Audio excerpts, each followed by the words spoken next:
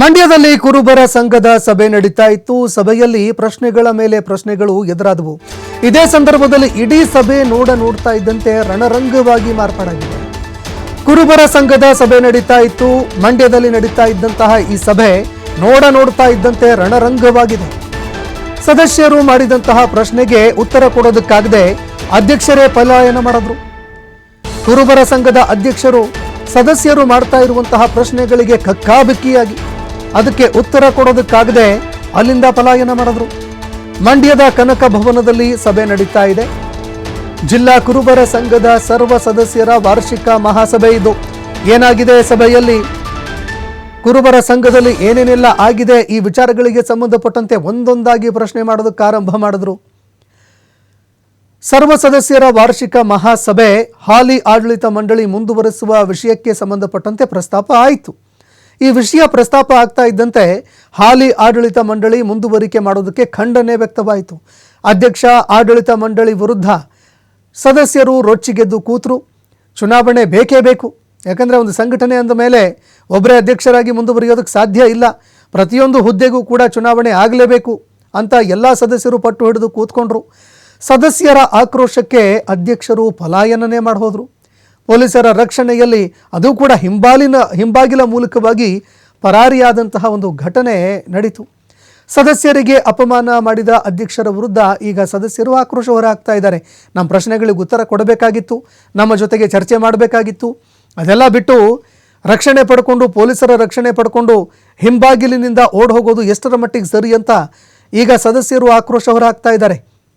ಅಧ್ಯಕ್ಷರು ರಾಜೀನಾಮೆ ಕೊಡಬೇಕು ಅಂತ ಈಗ ಒತ್ತಾಯ ಕೂಡ ಮಾಡ್ತಾ ಇದ್ದಾರೆ. ಆಡಳಿತ ಮಂಡಳಿಯನ್ನು ವಜಾ ಮಾಡೋದಕ್ಕೂ ಕೂಡ ಆಗ್ರಹ ಮಾಡ್ತಾ ಇದ್ದಾರೆ. ಕನಕ ಭವನದ ಹೊರಗಡೆ ಕೂತು ಧರಣಿ ಕೂಡ ಮಾಡಿದ್ದಾರೆ.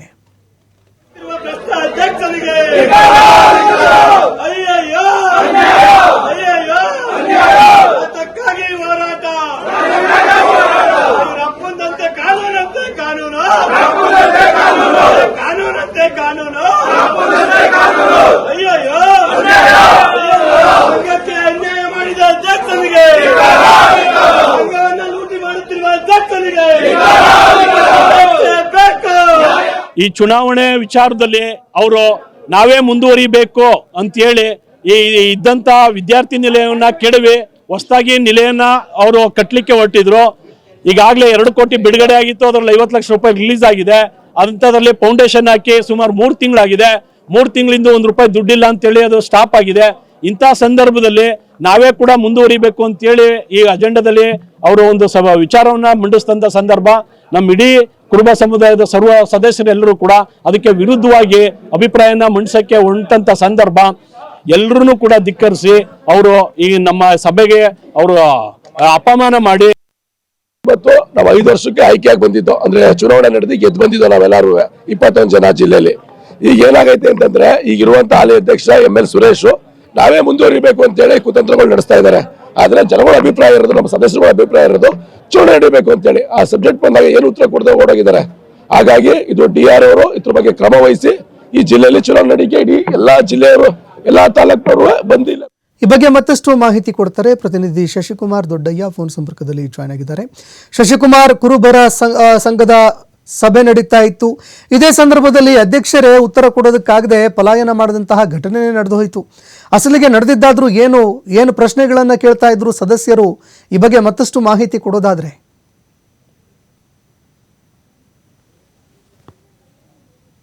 ಮಂಡ್ಯ ಜಿಲ್ಲಾ ಕುರುಬರ ಸಂಘದ ಒಂದು ವಾರ್ಷಿಕ ಮಹಾಸಭೆಯನ್ನ ಕರೆಯಲಾಗಿತ್ತು. ಈ ಸಭೆಯಲ್ಲಿ ಕೆಲವೊಂದು ವಿಚಾರಗಳ ಬಗ್ಗೆ, ಅಂದ್ರೆ ವಾರ್ಷಿಕ ವರದಿಯನ್ನ ಮಂಡನೆ ಮಾಡುವಂತದ್ದು ಇರ್ಬೋದು, ಹಾಗೆ ಒಂದು ಸಭಾ ನಡವಳಿಯನ್ನ ಏನು ಕಾರ್ಯಕ್ರಮಗಳೇನಿದ್ದು ಆ ಒಂದು ಸಭಾ ನಡವಳಿಯಲ್ಲಿ ಒಂದು ಪ್ರಶ್ನೆಯನ್ನ ಹಾಕಿದ್ರು. ಆದ್ರೆ ಒಂದು ವಿಚಾರವನ್ನ ಪ್ರಸ್ತಾಪವನ್ನ ಮಾಡಿದ್ದ ವಿಚಾರವಾಗಿ ಸಾಕಷ್ಟು ಗಲಾಟೆ ಮತ್ತು ಗೊಂದಲ ಕೂಡ ಉಂಟಾಯಿತು. ಈ ಸಂದರ್ಭದಲ್ಲಿ ಮಾತಿನ ಚಕಮಕಿ, ತಳ್ಳಾಟ, ನೂಕಾಟ ಮತ್ತೆ ಮೈಕನ್ನ ಕಿತ್ಕೊಳ್ಳುವಂತ ಒಂದು ಪರಿಸ್ಥಿತಿ ಕೂಡ ನಿರ್ಮಾಣ ಆಯಿತು. ಈ ಸಂದರ್ಭದಲ್ಲಿ ಏನು ಸದ್ಯ ಈಗಿರ್ತಕ್ಕಂತ ಆಡಳಿತ ಮಂಡಳಿ ಏನಿದೆ ಆಡಳಿತ ಮಂಡಳಿಯವರೇ ಮುಂದುವರಿಬೇಕು ಅನ್ನೋ ನಿಟ್ಟಿನಲ್ಲಿ ಒಂದು ಸಭೆಯಲ್ಲಿ ಒಂದು ಚರ್ಚೆಯನ್ನ ಇಟ್ಕೊಂಡಿದ್ರು.